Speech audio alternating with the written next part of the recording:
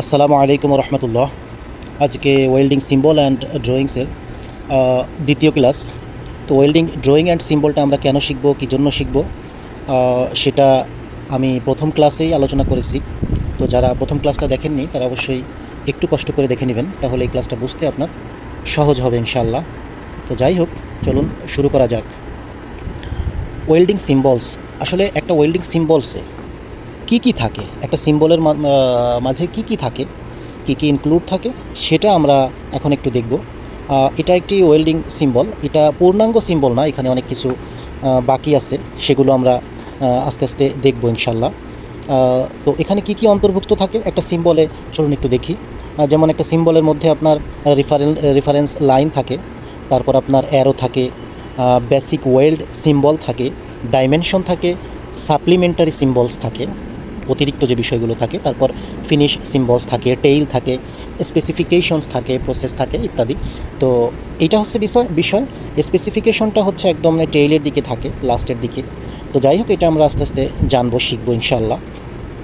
আর দয়া করে যেসব ভাইরা সাবস্ক্রাইব করেন নাই, অবশ্যই সাবস্ক্রাইব করবেন, ইনশাল্লাহ উপকৃত হবেন। আপনি যদি সামান্যতম উপকৃত হন তাহলে অবশ্যই সাবস্ক্রাইব করবেন। আমি চেষ্টা করব আপনাদের যেন অ্যাটলিস্ট একটু সাঁতার শিখিয়ে দেওয়া যায়।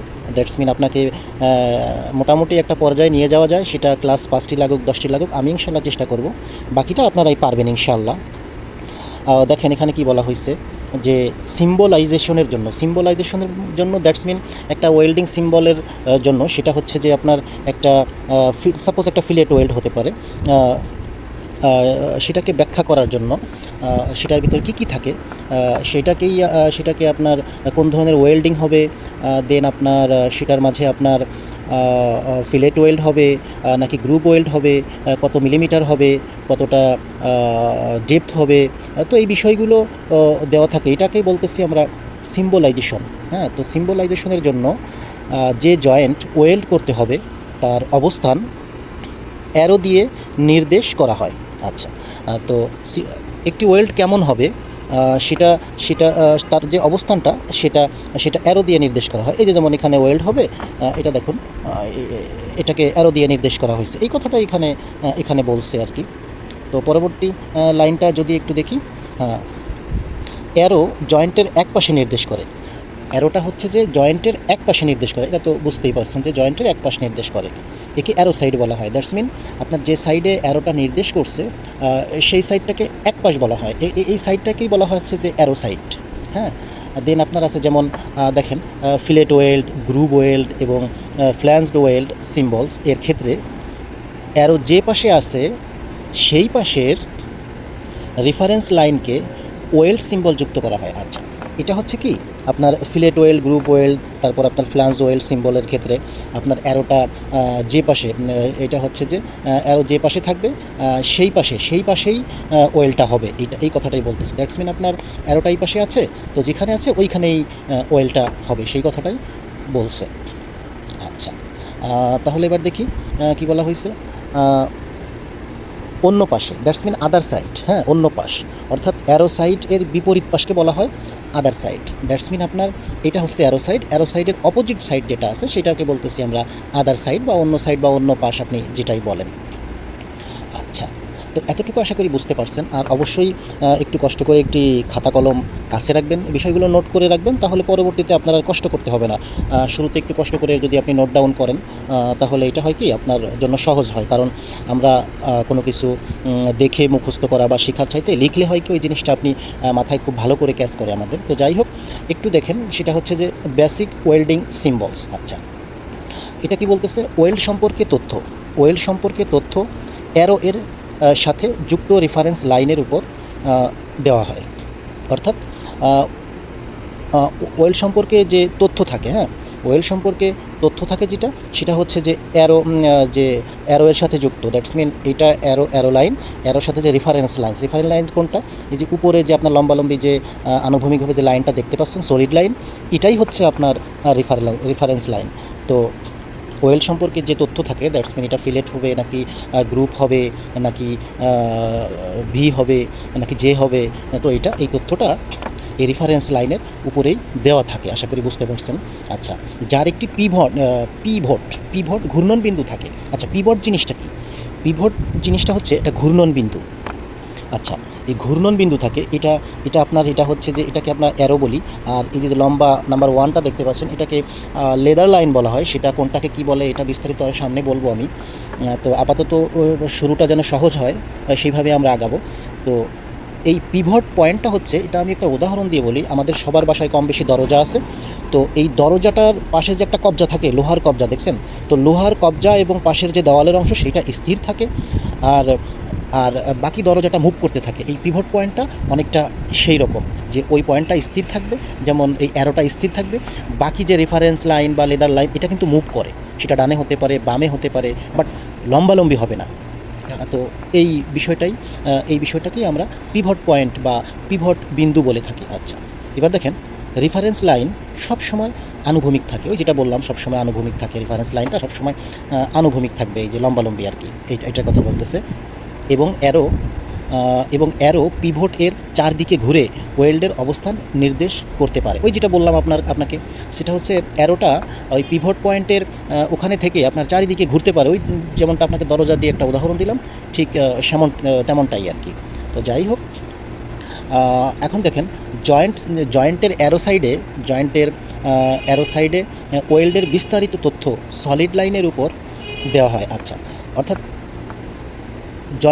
অর্থাৎ একটা ফিলেট ওয়েল্ড বা যে ধরনের ওয়েল্ডই হোক, সাপোজ একটা ফিলেট ওয়েল্ডের যে জয়েন্টটা কোন ধরনের জয়েন্ট হবে, এটা রেফারেন্স লাইনের উপরে দেওয়া থাকে এবং ওই যে সাইডে ওয়েল্ড হবে ওই সাইডে দেওয়া থাকে।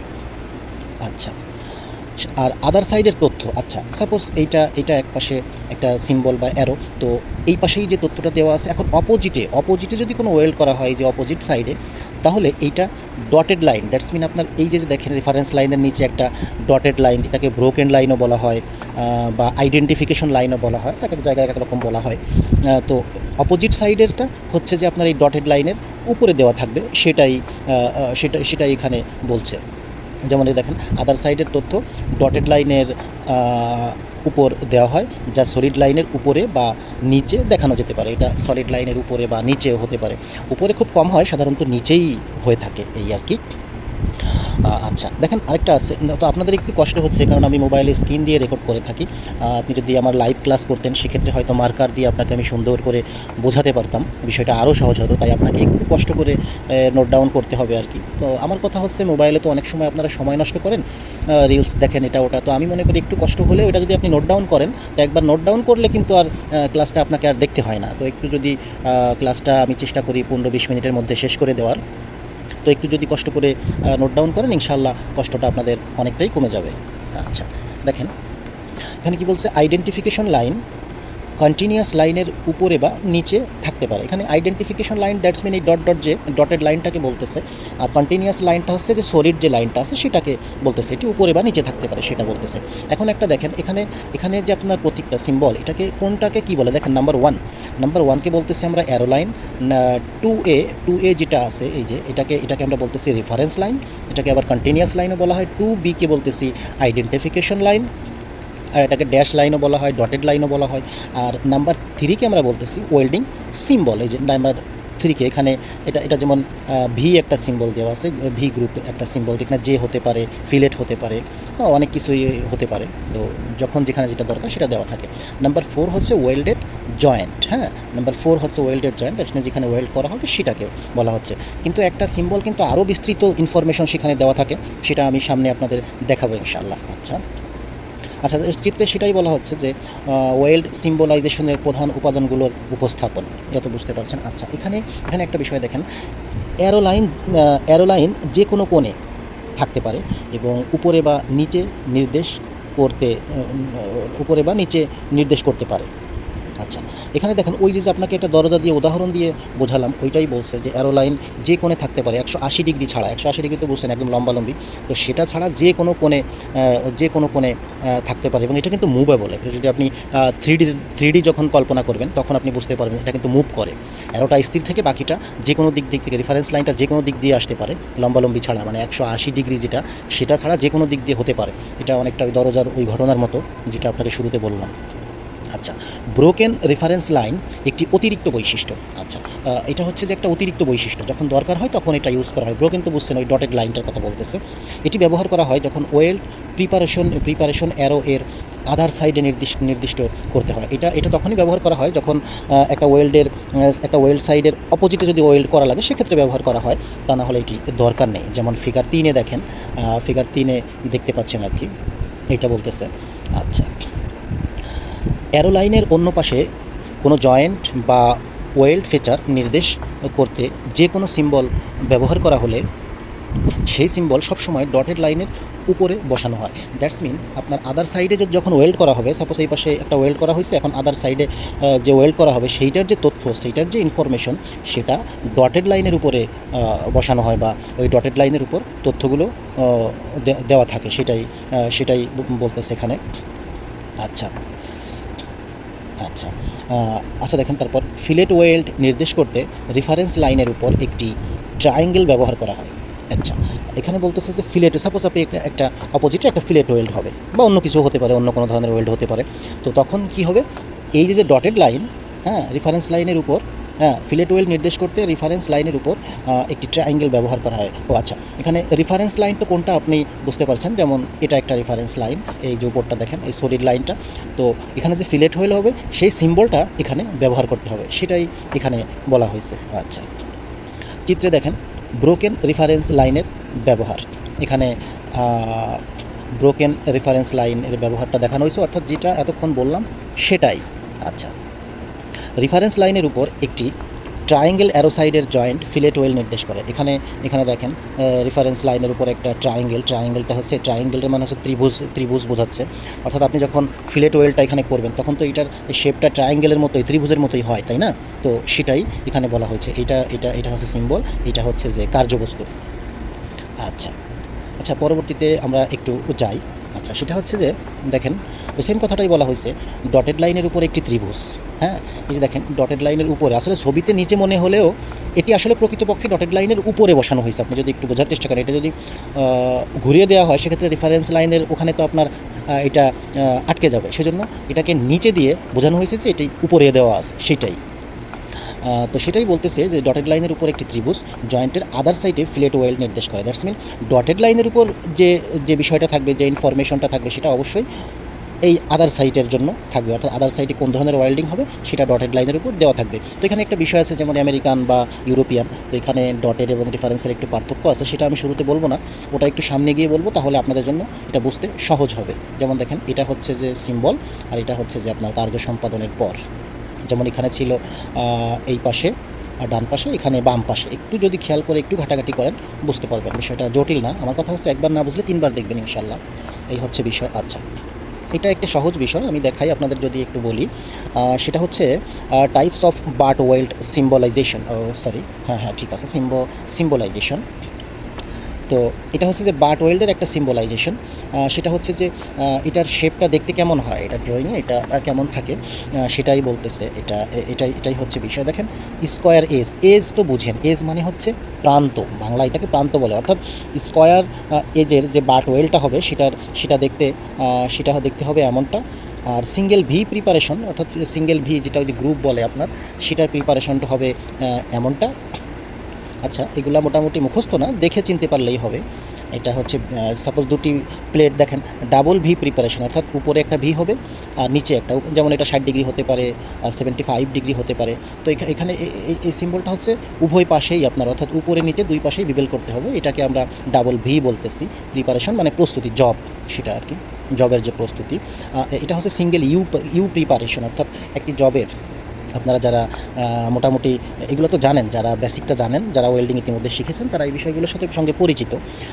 এই হচ্ছে বিষয়। আর এটা হচ্ছে ডাবল ইউ প্রিপারেশন। তো এই হচ্ছে বিষয়। তো সামনে যদি একটু যাই, কিছু ক্ষেত্রে জয়েন্ট প্রিপারেশনের জন্য শুধু একটি পার্ট প্রস্তুত করা হয়। এখানে বলতেছে কিছু ক্ষেত্রে, সাপোজ দুইটা প্লেট আছে, এখন একটা প্লেটে বিবেল করা হয়, আরেকটি প্লেটে বিবেল করা হয় না। অর্থাৎ আপনার ড্রয়িংয়ে যেভাবে দেওয়া থাকে, সিনিয়ররা যেভাবে, বা একজন ইঞ্জিনিয়ার বা তারা সিনিয়ররা যেভাবে ডিজাইন করে থাকেন, সেটা তো কিছু ক্ষেত্রে দেখা যায় এক সাইডে বিবেল করার প্রয়োজন হয়, এক সাইডে প্রয়োজন হয় না। তো সেইটাই বলতেছে, যেমন সিঙ্গেল বিবেল বাট অথবা সিঙ্গেল জে বার, এই যে চিত্রে যেমনটা দেখতে পাচ্ছিলেন একটু আগে, সেটার কথা বলতেছে। এমন ক্ষেত্রে এর অ্যারো সবসময় যে এস প্রস্তুত করা হয়েছে সেখানে নির্দেশ করে। আচ্ছা, এটা হচ্ছে যে বলতেছে যে সাইডে আপনার জবটা প্রস্তুত করা হবে, দ্যাটস মিন রিভেল করতে হবে, সেই সাইডে নির্দেশ করবে। তো আসলে সেই সাইডে নির্দেশ করবে। আর আরেকটা লাইন আছে নিচে দেখেন, প্রত্যেকটির আপরাইট রেফারেন্স লাইনের বাম পাশে থাকে। আচ্ছা, প্রত্যেকটির আপরাইট বলতে এই যে লম্বা লাইনটা বোঝাচ্ছে, লম্বা, আর এই একটা লম্বা, এটা সবসময় বাম পাশে থাকবে। আসলে সবসময় বাম পাশ বা ডান পাশ বিষয়টা কিন্তু এমন না। কিছু কিছু ক্ষেত্রে আপনার ড্রয়িংয়ের সুবিধা এটি ডানে হতে পারে, বামে হতে পারে, জায়গায় স্থির হতে পারে, এটা আপনাকে বুঝে নিতে হবে কৌশলে। তো যাই হোক, আপনি শুরুটা একটু কঠিন হলেও আস্তে আস্তে ইনশাল্লাহ বুঝবেন। আর সবচাইতে ভালো হয় যদি আপনাকে আমি যদি একটু বড় স্ক্রিনে দেখাইতে পারতাম, সেটি ভালো হতো। তার জন্য আমি দুঃখিত। এই হচ্ছে বিষয়। আসলে অনেক ব্যস্ততার মাঝে থাকি, তারপরেও চেষ্টা করি যখন সময় হয় ক্লাসগুলো নেওয়ার, যেন আপনারা কিছুটা হলেও উপকৃত হন। আচ্ছা, দেখেন, এখন যেটা বলতেছে ডাইমেনশনিং অফ ফিলেট ওয়েলস। আচ্ছা, ডাইমেনশন মানে হচ্ছে মাত্রা। একটা ফিলেট ওয়েল্টের মাত্রা যখন আমরা বের করব, সেটা কীভাবে করব দেখেন। এটি হচ্ছে যে ইউরোপীয় ইউনিয়নের যেটা আছে EN 22553 রিকোয়ারমেন্টস, অর্থাৎ ইউরোপীয় স্ট্যান্ডার্ডের কথা বলতেছে। তাদের স্ট্যান্ডার্ড অনুযায়ী এখানে এ সমান ডিজাইন থ্রোট থিকনেস, জেড সমান লেগ লেন্থ, এস সমান অ্যাকচুয়াল থ্রোট থিকনেস। আচ্ছা, আমি একটু বলি থ্রোট থিকনেসটা তো কি, আমি প্রথম ক্লাসে একটি চিত্রের মাধ্যমে দেখিয়েছি। তারপরেও যদি একটু বলি আপনাদের, সাপোজ এই একটা ফিলেট ওয়েল দেখেন, এই বাম পাশটা যে লম্বাটা দেওয়া হচ্ছে, এটা একটা লেগ লেন্থ, আর নিচেরটাও আপনার লেগ লেন্থ, আর মূল যে ভিতরের অংশ অর্থাৎ সলিড যে বিষয়টা, সেটা হচ্ছে যে আপনার থ্রোট থিকনেস। তো এটি ড্রয়িংয়ে দেখালে আপনাদের আরও ভালো হবে ইনশাআল্লাহ। এই ক্লাসে হতে পাবো না, নেক্সট ক্লাসে আমি দেখাবো। তো একটু যদি আমি বলি, সেটা হচ্ছে যে তো এটা হচ্ছে যে ডিজাইন থ্রোট থিকনেস, জেডটা হচ্ছে লেগ লেন্থ, এসটা হচ্ছে অ্যাকচুয়াল থ্রোট থিকনেস। তাহলে এখন আমরা কি বের করবো? এখানে একটা সূত্রের ব্যাখ্যা দেওয়া হয়েছে। তো ডিজাইন থ্রোট থিকনেসটা আমরা বের করব। ডিজাইন থ্রোট থিকনেসটা কি? ডিজাইন থ্রোট থিকনেসটা হচ্ছে আপনার ওই যেটা বললাম, সাপোজ আপনি একটা ওয়েল্ড করছেন, ফিলেট ওয়েল্ড। তো ফিলেট ওয়েল্ড করার পরে কি হয়, আপনার ত্রিভুজ আকৃতি ধারণ করে। তো পুরা সাইড দিয়ে একটু আঁকাবাঁকা হয়। তো সাইড দিয়ে যে আঁকাবাঁকা হয়, এই পুরা অংশটা হচ্ছে যে অ্যাকচুয়াল থ্রোট থিকনেস।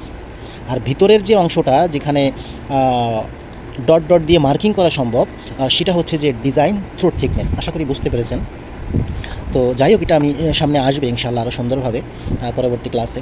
আচ্ছা, তো ফিলেট ওয়েল্ডের লেগ লেন্থ সবসময় ওয়েল্ড সিম্বল ট্রায়াঙ্গেলের বাঁ পাশে লেখা থাকে। দেখেন এখানে বলতেছে যে ওয়েল্ড সিম্বল, এটা একটা ওয়েল্ড সিম্বল, এটার যে একটা ফিলেট ওয়েল্ড, এটার যে আপনার লেগ লেন্থটা আছে সেটা সবসময় যে বাঁ পাশে লেখা থাকে। যে দেখেন এখানে, তারপর এখানে মিলিমিটার দেওয়া হয়, যেমন 7 মিলিমিটার হতে পারে, 10 হতে পারে, 20 হতে পারে, যেটা ড্রয়িংয়ে থাকে। তো এই হচ্ছে বিষয়টা। আচ্ছা, ডাইমেনশন সাধারণত মিলিমিটারসে দেওয়া হয়, অর্থাৎ এটা যে 10 হতে পারে, 20 হতে পারে, যাই হোক, এটা সাধারণত মিলিমিটারসে হিসাব করা হয় এবং জেড অক্ষর দিয়ে প্রিসাইড করা হয়। এটা জেড অক্ষর দিয়ে প্রকাশ করে, এটা বলতেছে, এটা জেড অক্ষর দিয়ে প্রকাশ করে। আচ্ছা, থ্রোট থিকনেস একইভাবে দেখানো হয়, থ্রোট থিকনেসটাও একইভাবে দেখানো হয়, সেমভাবে, কিন্তু তার আগে লেটার এ দেওয়া হয়। যদি লেটার এ দেওয়া থাকে, বুঝবেন যে এটা থ্রোট থিকনেস। আচ্ছা আচ্ছা, যদি লেটার না থাকে তাহলে ধরে নিতে হবে, সাপোজ কোনো লেটার নেই, তাহলে ধরে নিতে হবে ডাইমেনশনটাই হলো লেগ লেন্থ। তাহলে আপনাকে ধরেই নিতে হবে যে এখানে যে সাপোজ কোনো লেটার দেওয়া নাই, তাহলে ধরে নিতে হবে যেখানে যে ডাইমেনশনটা দেওয়া আছে, ওই ডাইমেনশনটা যেখানে 7 হতে পারে, 8 হতে পারে, 10 হতে পারে, যাই হোক, ওইটাই হচ্ছে আপনার লেগ লেন্থ যদি কোনো লেটার দেওয়া না থাকে। আচ্ছা, অ্যাকচুয়ালি ইউরোপিয়ান সিস্টেমে এটা এ ভ্যালু ব্যবহার করে, ওরা এ ইউজ করে, আর আমেরিকান সিস্টেমে হচ্ছে কি ওরা জেড ইউজ করে। তো আমি আগেই বলেছি, আমেরিকান এবং যে ইউরোপিয়ান সিস্টেম আছে, এটা যদি পার্থক্যটা আপনাকে আমি এখনই ব্যাখ্যা করতে যাই, সেক্ষেত্রে আপনার জন্য একটু সমস্যা হয়ে দাঁড়াবে। তাই আপাতত একটু দেখতে থাকুন, ইনশাল্লাহ এটার যে কোথায় কোথায় পার্থক্য আছে আমি বিস্তারিত জানাবো ইনশাল্লাহ। আচ্ছা, দেখেন সূত্রটা হচ্ছে ডিজাইন, যেমন এখানে লেখা আছে as rule design throat thickness A, আর লেগ লেন্থটা হচ্ছে কি জেড ইন্টু 0.7। আচ্ছা, 0.7টা হচ্ছে যে কোথা থেকে আসলো, এটা হচ্ছে যে সাইন 45 ডিগ্রি, সাইন 45 ডিগ্রির মান হচ্ছে যে 0.7। অ্যাকচুয়ালি সূত্রটা হচ্ছে, কলম দিয়ে একটু লিখেন, আপনি নোট করেন, এ সমান জেড ইন্টু 0.7 অথবা সাইন 45 ডিগ্রি। আমি আবার বলি, এ সমান জেড ইন্টু সাইন 45 ডিগ্রি। এটা হচ্ছে কিসের সূত্র? ডিজাইন থ্রোট থিকনেস বের করার সূত্র। এটা হচ্ছে কিসের সূত্র? ডিজাইন থ্রোট থিকনেস বের করার সূত্র। আশা করি আমি বোঝাতে পেরেছি। সারাদিন অনেক ক্লান্ত থাকি, আপনারা জানেন। আমাকেও কর্ম করতে হয়। তো তারপরেও চেষ্টা করি আপনাদেরকে কিছু বোঝানোর। তো এখানে একটা জিনিস বাকি আছে, আপনারা হয়তো একটু কম বুঝেছেন। এই যে আপনার সিম্বলটা, এই সিম্বলটা আমি পুরোপুরি ব্যাখ্যা করব ইনশাআল্লাহ নেক্সট ক্লাসে। এটাকে কোথায় কী নামে, কোন অংশকে কী বলে, এটাকে আমি সুন্দর করে বুঝিয়ে দিব। আরেকটা বিষয় আমি আপনাদেরকে বোঝাবো, সেটা হচ্ছে সেটা হচ্ছে আ সেটা হচ্ছে এটা, যে ডিজাইন থ্রোট থিকনেসটা অ্যাকচুয়ালি কী আর অ্যাকচুয়াল থ্রোট থিকনেসটা কী। আশা করি বুঝতে পেরেছেন আমার কথা। কিন্তু তারপরেও যদি সমস্যা হয় ইনশাআল্লাহ আমি বুঝিয়ে দিব ইনশাআল্লাহ। তো ক্লাসটা অনেক লম্বা হয়ে যাচ্ছে। আমার সবসময় টার্গেট থাকে যে 15 থেকে 20 মিনিটের মধ্যে ক্লাসটা নেওয়া, যেন আপনারা ধৈর্য হারা না হন। তো আজকে এ পর্যন্তই। আগামী ক্লাসে ইনশাআল্লাহ যেটা বললাম ওটা ইনশাআল্লাহ ব্যাখ্যা করার চেষ্টা করব। একটু কষ্ট করে হলেও আপনি আমাদের সঙ্গে থাকেন, ইনশাআল্লাহ উপকৃত হবেন। আমি আগেই বলেছি যে ক্লাস 5টি হোক 10টি হোক, যাই দরকার হোক, আমি চেষ্টা করব আপনাদের একটি উপযুক্ত স্থানে পৌঁছে দেওয়ার, যেন আপনারা সেখান থেকে নিজেরাই এটা নিয়ে গবেষণা করতে পারেন। আর সবাই আমার জন্য দোয়া করবেন।